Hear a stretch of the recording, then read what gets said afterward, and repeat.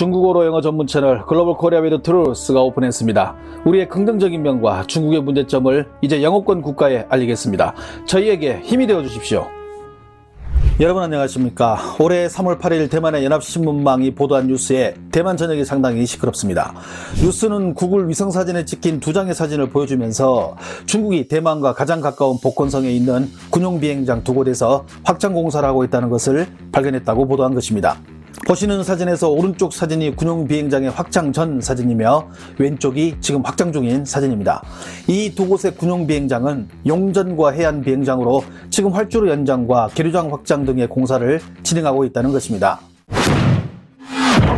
대만 공군 부사령관을 지낸 짱옌팅 퇴역 중장은 용전공항에서 대만까지는 170km, 해안공항에서 대만까지는 190km 밖에 안 되는 거리로 만약 이곳에서 중국군의 전투기가 발진한다면 대만까지 오는데 고작 7분밖에 안 걸리는 시간이라며 이는 중국이 대만을 최단 시간 안에 공습하기 위한 것이라 밝혔습니다. 특히 이곳은 중국에게 시간과 기름과 병력을 줄이는 장점을 줄 것이라고 분석했습니다. 중국이 이렇게 대만과 최대한 가까운 곳에 군용 비행장을 확장 공사하는 이유는 무엇일까요? 중국의 군사 전문가 왕운비는 다음과 같이 말합니다. 현재 중국군 전투기 가운데 수호이 35를 제외하면 대만 상공에서 전투를 벌일 수 있는 전투기가 없다. 젠 11이나 젠 16 같은 주력 전투기는 대만까지 날아갈 수는 있지만 그 상공에서 전투를 벌이기에는 항속거리가 짧기 때문이다. 심지어 전투를 치른다 하더라도 공중급유기가 없다면 중국의 전투기들은 회항할 수가 없다. 그의 말을 요약하면 대만 상공까지 날아갈 수는 있지만 전투를 치를 정도로 중국의 주력 전투기들이 항속거리가 길지는 않다는 것입니다. 특히 중국 언론은 벌써부터 이곳에 HUK 전략 폭격기를 배치해야 한다고 주장하고 나섰습니다. 이 폭격기에는 중국 역사상 가장 큰 항공미사일이 장착되어 있습니다. 전문가들은 이 미사일을 중국의 최신형 중거리 탄도 미사일인 뚱펑 17을 개량화하여 항공기에 탑재하게 만든 공중발사 탄도 미사일로 추정하고 있습니다. 이 신형 미사일을 탑재한 HUK 폭격기라면 3,000km 떨어진 괌과 괌 근처의 항모 전단, 심지어 미국의 본토까지 타격이 가능하기 때문입니다. 또한 핵까지 탑재할 수 있어 중국에서는 이 폭격기를 전쟁의 신으로 부릅니다. 만약 중국 강성 언론들의 요구대로 이 폭격기를 지금 확장 공사하고 있는 공군기지에 배치시킨다면 대만과 미국 입장에서는 상당히 곤혹스러운 상황이 되는 것입니다. 미국과 중국은 남중국해와 대만을 사이에 두고 물러설 수 없는 치열한 삿바 싸움을 하고 있는 중입니다. 미국에게 대만은 중국의 태평양 진출을 저지할 전략적 요충지이며 대만 통일은 시진핑의 정통성과 장기 집권을 합리화하는 주요 요소가 되기 때문입니다. 따라서 중국이 내정 간섭이라고 경고함에도 미국은 더욱더 대만에 집착할 수밖에 없습니다. 특히 이전 트럼프 정부가 하나의 중국 원칙을 계속 흔들자 차이잉원 정부는 중국의 힘에 밀려 국제 무대에서 고립됐던 대만의 위상을 바꿀 수 있는 절묘한 기회로 판단하고 미국의 편을 분명히 선택했고 시진핑 체제에 대한 대만 사회의 반감을 활용해 반중 정책들을 강화했습니다. 이러한 상황을 중국은 절대 좌시하지 않을 것입니다. 올해 3월 7일 중국 국방부 대변인 오겸의 말을 직접 들어보겠습니다.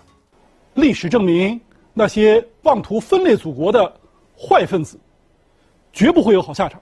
조국을 분열시키는 나쁜 무리들은 바로 미국을 의미할 것입니다. 저런 경고를 듣고 멈춘다면 미국이 아니겠죠. 올해 1월 13일 공개된 미국의 인도태평양 전략 문서를 보면 유사시 대만은 미군이 방어한다는 내용을 명기해둔 것이 확인됐습니다. 작년 세계 군사력 순위를 보면 대만은 북한 다음인 26위에 이름을 올리고 있습니다. 대만은 장개석 총통 시절부터 북한 못지않게 국토 요새화에 공을 들인 나라입니다. 현재 대만군은 공대함 미사일, 함대함 미사일, 잠대함 미사일 등 하푼 3종을 이미 운용 중이며 대만판 패트리엇 미사일로 불리는 청공 지대공 미사일, 유사시 중국 본토를 보복할 수 있는 시웅펑 지대지 크루즈 미사일 등 고슴도치 전략도 만만치 않습니다. 여기에 미국은 대만을 자국 무기로 요새화하기 시작합니다. 2019년 한 해에만 미국이 대만에게 판 무기 금액만 11조 3천억 원에 이릅니다. 여기에 작년 10월 미 국무부는 2조 3천억 원에 달하는 무기를 대만에 수출하는 것을 승인했습니다. 대만은 철저히 중국의 침략에 대비한 무기들 위주로 리스트를 작성했습니다. 유사시 대만 해안으로 상륙하려는 중국군에 큰 타격을 주기 위해 트럭에 실려 이동하는 고속기동 포병 로켓 시스템인 하이마스 11기를 선택했으며 중국의 동부정부에서 대규모 공격 조짐이 포착될 경우 즉각 군 지휘부 등 전략 표적을 공격할 목적으로 우리 공군의 F-15K에도 장착하여 운용 중인 장거리 공대지 미사일 슬램 ER도 135기를 수입했습니다.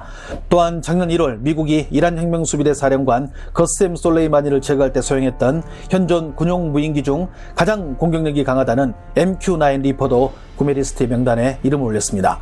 대만에서 이 무인기를 띄우면 베이징의 중난하이까지 날아가 시진핑 등 공산당 최고 지도부의 얼굴을 확인한 뒤 타격할 수 있습니다. 이렇게 철저히 중국의 침략에 대비해 만반의 준비를 한 대만이지만 전혀 예상치 못한 돌발 변수에 언론은 연일 이 소식을 전하며 하루빨리 이에 대비해야 한다는 목소리를 내고 있습니다. 그런데 한 가지 흥미로운 사실은 대만의 한 밀리터리 채널에서 이와 관련하여 한국군 이야기가 갑자기 나와서 화제입니다. 먼저 다음과 같은 글로 시작되는데요. 다들 알다시피 한국은 2년 동안 군 복무를 합니다. 대만과 같이 모든 남자들이 병역의 의무를 집니다. 하지만 신기하게도 한국 사회 어디에서도 이를 기피하는 분위기를 느낄 수가 없습니다. 유명인들도 모두 병역을 기피하지 않고 병역의 의무를 다하는 것을 지극히 당연하게 여깁니다. 이는 우리가 반성해야 할 부분입니다. 솔직히 한국의 강력함이 이미 중국과 일본, 대만을 넘어섰다고 봅니다. 아마도 장기간 북한과 대치하고 있어서 그럴 수도 있습니다. 대만은 비록 작지만 한국과 같은 국방력을 지녔다면 지금처럼 불안해하지도 않고 적을 물리쳤을 겁니다. 그리고 수많은 네티즌들이 관련 뉴스와 이 글에 대해서 댓글을 달았습니다. 간단하게 일부를 소개해 보겠습니다. 한국군 정도의 강력함이면 대만군을 패고도 남지. 만약 대만군이 한국군 정도로 강했다면 상륙하는 중국군들은 몰살당할 거야. 난 저 뉴스 보고 무서워서 오줌 싸버렸어. 그런데 저 비행장 두 곳 마조와 금문에서 사거리 안에 들어오지 않을까? 제발 우리 대만군도 한국처럼 빨리 강해졌으면 좋겠어.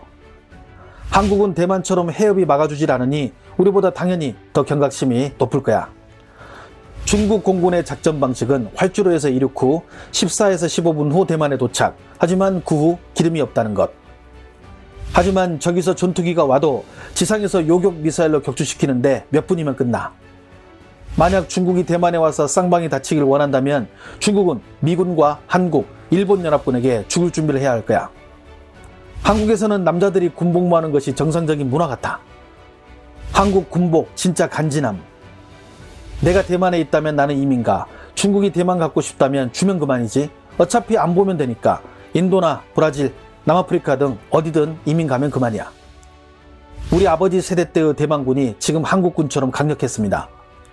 천안함이나 연평도 사건 등을 보면 한국군도 언제든 위험한 상황에 노출되어 있어. 한국은 언제든 전쟁할 준비를 하고 있으니까 대만보다 더 강한 것 아닌가? 대만 육군은 이미 폐기 처분된 지 오래잖아. 한국은 예능도 보면 기본적으로 연예인들 군생활 체험하는 거 시킴. 저 비행장은 대만에서 너무 가까운데 전쟁 개시되면 각종 무기에 대만은 압살당할 것 같아. 우리가 한국군처럼 강력하다면 얼마나 좋을까? 우리 주변에는 군사력 2위의 러시아, 3위의 중국, 4위의 인도, 그리고 5위의 일본이 있습니다. 대한민국은 세계 군사력 순위 6위의 이름을 올리고 있습니다. 우리는 전쟁을 원하지 않습니다. 하지만 적이 침략한다면 이를 능히 막아낼 수 있는 힘은 유지하고 있어야 합니다. 그것이 자주국방입니다. 시청해주셔서 감사합니다. 행복한 하루 보내시길 바랍니다.